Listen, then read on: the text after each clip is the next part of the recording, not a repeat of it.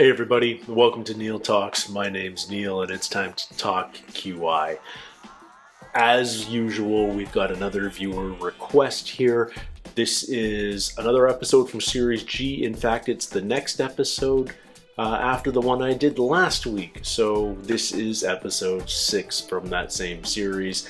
Yet again, I don't know who the guests are this week. I don't know what awaits me, but I haven't yet been steered wrong. I'm ready to jump into this and have a great time. Hope you are too. This is episode 6 from Series G, and it's called Genius. Welcome to QI, the show-off show that sits at the front of the class shouting, me sir, me sir, me, while other quiz shows are snogging behind the bike sheds. Tonight, the Einstein of entertainment, David Mitchell. Yes! Da Vinci of drollery, Dara Briain. Nice. Looking forward to Taskmaster. Galileo of Dara's gags, coming Brian next Norton. series. I don't know this guy. The Morecambe of wise, Alan Davies. Nice. Some Jerry Lewis glasses. University College Dublin, O'Brien. Peterhouse, Cambridge, Mitchell. Graham goes. University College that's Graham Cork, Norton. He looks so Can I young. have a pee, please, Bob? He actually holds an honorary doctorate. So, Alan, could you press your buzzer again? We put it right. The doctor will see you now! I want you to stick a piece of tissue up your left nostril. I'm going for real penetration. Yes. I can feel that there. Whoa! Now say something intelligent. Something intelligent. Well, now, what this is about... Do you breathe through your left nostril mostly, or right nostril, or both nostrils? My arse. Oi! I've always suspected that one works better than the other, but I've never kept a note of which it is. Does it not alternate? You're right, Dara Briain. It has a periodicity of 4 hours. You swap from being mostly left to mostly right. Oh. And what's completely weird, you answer questions on different types of subject better according to which side you're breathing through. And if I'm going to write a poem, I'll wait till the more creative right nostril comes in. Around 4 p.m. I know it sounds mad, but you've probably heard of the study in '89 called Unilateral Nostril Breathing that old Influences thing. Lateralized Cognitive Performance. I love that they still all have the Why do tissue all out in their sports nose. people constantly block their left nostrils? Well, actually, anti-snoring little thing, they do that. And often they Vapor snort rubber. drugs as well. They don't. No, what have you got? What have you found? I think I lost the end. Oh, Are these going on eBay? they could do. You want to sign it? All right. Yeah, go on. If you wish to feel slightly more cheerful, don't block the right nostril. No. Yeah, you see, you block the right nostril. It's terribly sad. I'm horrible. Let's see how these tissues of work. Consider an n-dimensional hypercube and connect each pair of vertices to obtain a complete graph of 2 to the power n vertices. Yeah. Then colour each of the edges of this graph using only the colours red and black. What is the smallest number, the smallest value of n, for which every possible subcolour must necessarily contain a single-coloured complete subgraph of 4 vertices which lie in a plane? 6. 5. That is exactly what people used to think. That's amazing. Brilliant. I can only apologise. But there is such a thing, which is relevant to this, as Graham's number. But it's bigger than 6.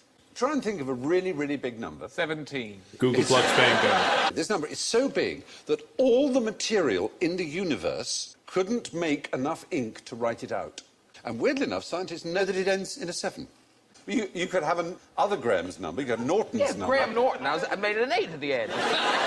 So what does Graham numbers represent? Until 2003, they thought it was 6. Now it's been shown it must be at least 11. The answer may well now be 12, but it's somewhere between 11 and Graham's number, that enormous number. Which is Sometimes math is just weird. the greatest mathematical minds in the world just don't know what the answer is. It seems... I don't understand the question. Neither do I. Now, what music can you play to your children to make them brainier? I'm Mozart. not going to be lured into saying, I obviously hoped, because we had a little forfeit lurking behind the screen that said Mozart, because people seem to have it in their heads that they read somewhere once that Mozart... God, you could slap him, couldn't you? Oh, no. Salieri could. Little brat. He was doing the clubs, basically, albeit they were the clubs run by the crowned heads of Europe. Yes. So that's why you mustn't have the television on until they're 4 or something like that. That is not how parenting works, my friend. You train them to like the television as quickly as they possibly can. Because there was no ADHD until TV was invented. They're kind of coincide. They're happy with HD, my friend. You can't test any of these things on children because you'd have to have a control group as such. You'd have to have a baby that you're not playing Mozart to in the hope that the child is stupider. Yeah. And that's a tough sell to parents. It's like hoping that he turns out dumb. But presumably if you just play the child educational songs, like 1 potato, 2 potato, they'd at least learn that. That's true. And could count potatoes. Thomas Linley, he beat Mozart by playing a concerto at an earlier age. At 14, both boys played together. They looked to be future stars, but unfortunately, Linley fell into a lake while boating and was drowned when aged 22. Yeah. Mozart did that.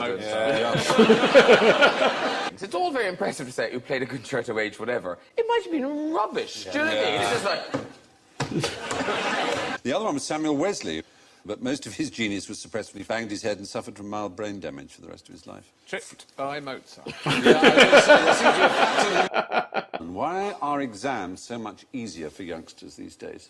My problem with exams, though, is that more and more people get A's. It still is defying the point of the exams. The point in exams is to tell people apart, not just to go, you're all great academically. Yeah. Everyone can be Professor of Latin.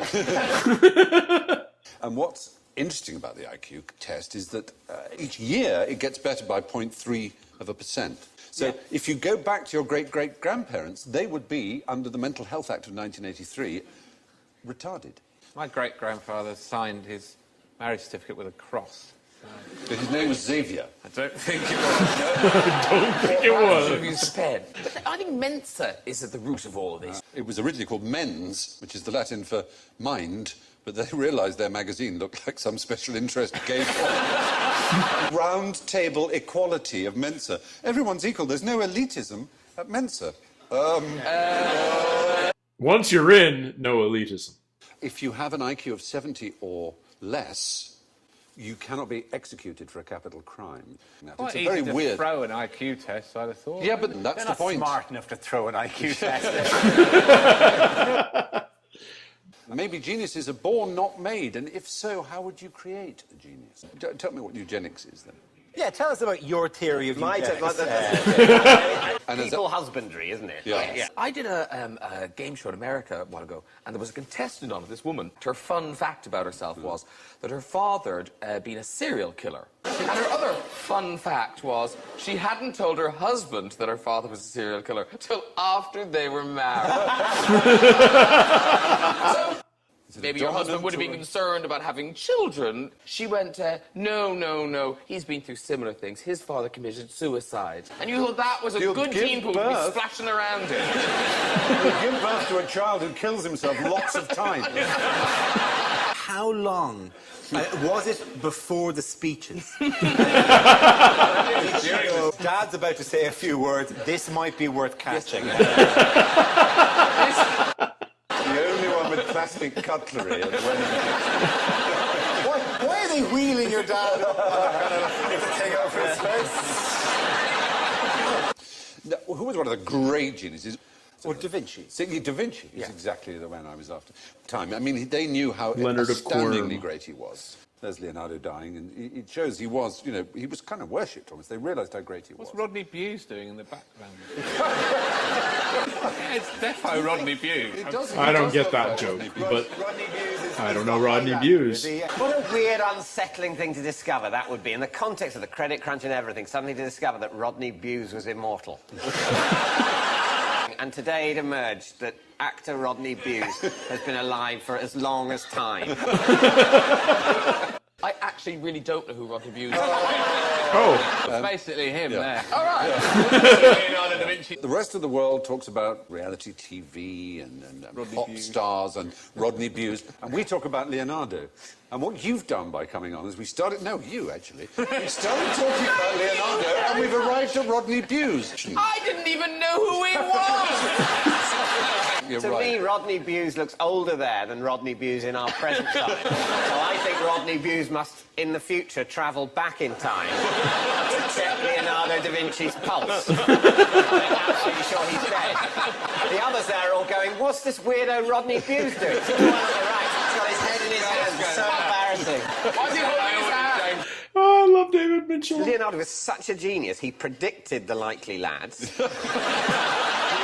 The one on the left is gesturing towards Rodney Buse as if to say, Leonardo, who's this dick? Well, that's Matthew Kelly, anyway. The one... Oh, no! I've now got a horrible feeling that the Brian Blessed on the end has had his head sawn off. And his brain taken out. But he's no longer Brian Blessed. He's chosen to somebody else. I don't know how that can be. I do know Brian Blessing. I get that one. When Leonardo died, he had a nephew called Pierino, who was brought up to be a genius, and actually kind of was. But sadly, he died at age only 22, leaving 20 works behind him. Pushed out By the window Mozart. by Michael. Yes. Possibly by Mozart. You can't... Having stolen Rodney Buse's time-travelling technology. Yes, exactly. Exactly. It all makes sense. What can you tell me about The Last Supper? Is it true that the reason it's peeling so badly is he didn't listen to the people who were experts in that kind of painting and sort of just slapped it on randomly? Yes, he painted it directly onto dry plaster instead of on wet plaster, which is what a fresco is. It's because the door was knocked through the tablecloth, wasn't you it? can see, you should have been able to see Christ's legs. They must have thought it's a bit rubbish. It hasn't been done very well. No, exactly. All the other fresco painters are going, the thing about Leonardo da Vinci, he will not listen. Yeah. It is just a room of people being repelled by Jesus. He So. is... And you know, Jesus is saying, well, this is the last bloody supper I remember. He didn't actually make any real contribution to science at all, did he? Or did he? Flying machine? Was that a... Yes, it's a drawing of a helicopter, Yeah. isn't it? I mean, Yeah. I did sort of drawings of spaceships when I was about Precisely. 5. And I'd be embarrassed if someone said I'd invented interstellar travel. The reason he didn't contribute to science is he did actually make quite a few discoveries, is that he wrote a mirror-writing diary, which was also in code, that wasn't really looked at until the 19th century, by which time almost everything he had discovered had already been independently discovered. So in that sense, he didn't really contribute. Did he come up with a submarine? He might have done a drawing about submarines, I'm not sure. He had a tank kind of thing. Anyway, if everyone could roll their tongues for me. Very good. And what the hell? It's supposed to be an illustration of a child of two geniuses may not necessarily be a genius. Rolling tongues, where does that gift come from? See, I literally can't do it. A fish. I do. You asked. You avoided the trap, which was to say from your parents that it's genetically handed down, and it's not. Like asparagus and urine. Does it make your urine smell? It makes everyone's urine smell. No, it doesn't. Put your hand up if you've never noticed an effect of asparagus in the smell of your urine. Weird. You've never noticed. Yes, some people don't. Other diners are pointing at you. You should be doing that in the toilet. I find the smell of urine quite distasteful Yeah. anyway. Believe me. Presumably it doesn't make you go, "Wah!" I don't every think time. it makes me go, I'll not drink that. Well, yes, I mean, if you peed out... When I was a child, sugar puffs made it smell of sugar puffs to me. Anybody else? Oh, good. People are a lot more interested in their wee than they'll admit. Certainly. When you ask someone about their interests, they'll say, you know, walking, cinema, books. They won't say, well, primarily, you You're know, right. the smell of my own farts, I'm always fascinated by. If I could just fart all day and smell it, I would be a fascinated man. You're so right. Spoken Ask truth. to anyone on Earth, when they've just farted and smelt it, who is bored. And they're reading a book, and if they go like that... they're not thinking about the book, they just let one go.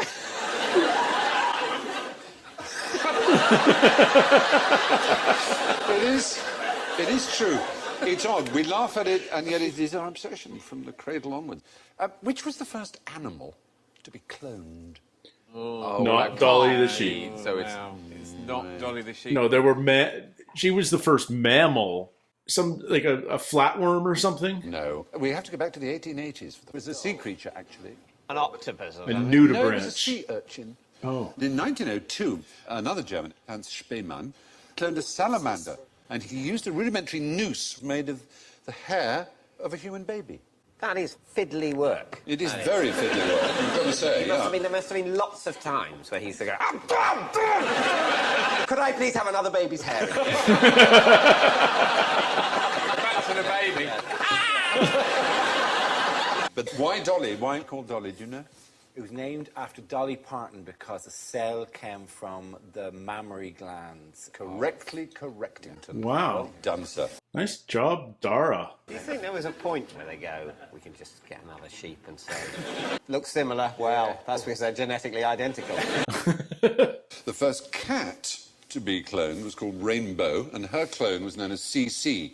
And there. You say, now, how can that... Well, they didn't put the effort in. No, just saying, see. They could have at least sent the guy who they sent to get the other kitten with a photo. CC. Points if you can guess what that stands for. Cat clone. Whittier. Points to the audience. Copycat. Copycat. Very good, yeah. And the world's first clone dog from Korea is called Snappy. And they ate it. Of course.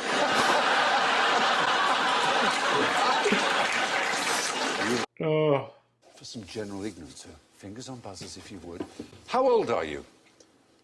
Oh, dear. How old do I look? Just shows you the effect of this game, though. You ask a question, all four of us think, that is something I definitely know the answer to. I've been made so uncertain. How can this possibly be a trap? Yeah. I am 37. No, 37. Dublin or Breen? Yeah. There we go. No points lost. Peterhouse Mitchell. 34, eh? 34. Oh, very, very good. Cork Norton. I'm not doing it. That's not how old you are when I touch you. If I touch your arm, how old is that arm? Is that as old as that? It's like 6 weeks old or something like that. Your cells regenerate. Your red blood cells last only 120 days. A liver has a turnaround time of 300 to 500 days, sort of 1.5 years. Hurry up. The entire human... Really? Yeah. That's good, isn't it? Yeah, it is. Unfortunately, they're replaced in an aged way, rather annoyingly, rather than a brand new So they way. replaced with second-hand ones. I'm thinking of trading in my 8-year-old Mazda for an 8-and-a-bit-year-old Mazda. I'm afraid that's how it goes, yeah. Do you know, I think some of my socks are older than I am. It's a marvellous thought. Yeah, I feel I should defer to them. Yes. You've been around longer than me. Socks, what should we do But today? most of the cells in your body are not your own. They're not human. Was this bacteria? Yes, Yeah, they're bacteria. yeah. In fact. So now, how did the Church of England originally react to Darwin's theory of evolution? Well, they weren't happy about it. He was one of only 5 people, not royal, to be given a burial at Westminster Abbey. And the surprising thing is the Church were not that worried at all. But if there's anything shocking about it to them, it was that it shows nature doesn't care. All animals are hungry and afraid, and they die before they get old, and it's a miserable, hard life. Maybe let them back in the circus. Just a little bit. I miss a dog pushing a pram. Circus X Factor, call me a Nancy. This is the elephant's last chance at a career in show business. He's doing this for his dead grandfather, and then a shot of the elephant staring at a big pile of ivory.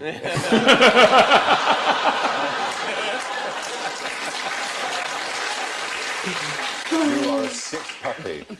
We do some piano keys. That'd be. Oh,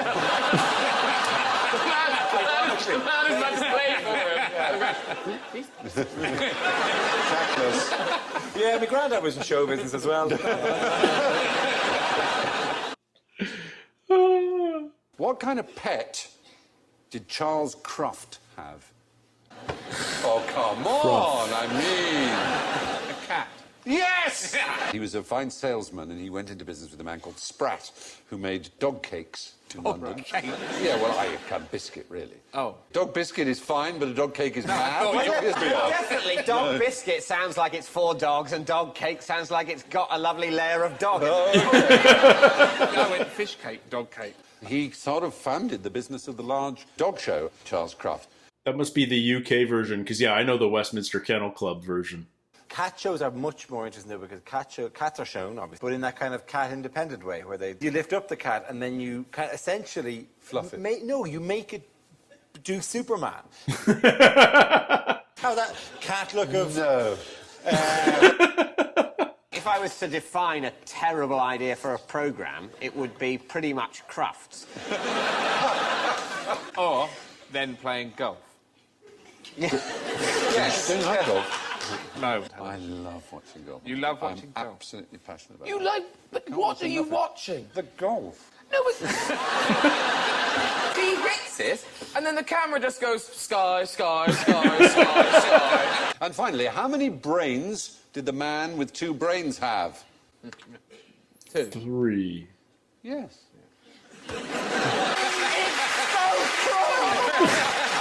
Can we get a Mitchell rant? It's just the technique of the bully. You go, you hit us. And then you go, oh, what do you think I was going to hit you? I'm gonna, oh, no, I'm not going to hit you. Oh, I've just used my hand to stroke you. And we're here,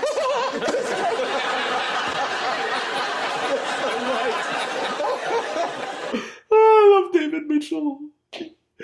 Oh. Your gut has its enteric nervous system, and it's the only part of our body that can operate perfectly if all connection is cut from the upper brain. So in that sense, we do have 2 brains. Is that what defines a brain? Would they be cleverer than an octopus? I doubt it. I think they're just good at one thing, and that's preparing poo for exit. Because Octopuses are pretty damn smart. time to mark your papers. Well, my goodness, my gracious. A newcomer with -19, Graham Norton. This is Graham's first episode. In 3rd place with -8, David Mitchell. You can tell he's secretly pissed that Alan beat him. In 2nd place with a very respectable -7, Dara Briain. What's up with all the Alan winning Today's episodes? geniuses of genius is Alan Davies with 4 points. Hoorah! I haven't seen much David Mitchell lately, and man, do I miss him. Man, is he good. Something about his indignance just hits a sweet spot with me. I could listen to him rant all day long. I didn't even recognize Graham Norton when he had the glasses on, but I've reached this strange point with QI where I am now. Now it's an unusual episode if I don't know one of the guests, which I certainly wouldn't have been able to say a year and a half ago. I've been exposed to a lot of British comedy in that time, and I'm very grateful for it. I'm excited. It's always good to see Dara. I'm excited to see him on Taskmaster for the next series. That announcement was recently made, so that's going to be a lot of fun. What is up with Alan winning episode after episode? I feel like what are the stats? I want to know the stats. Like, how often?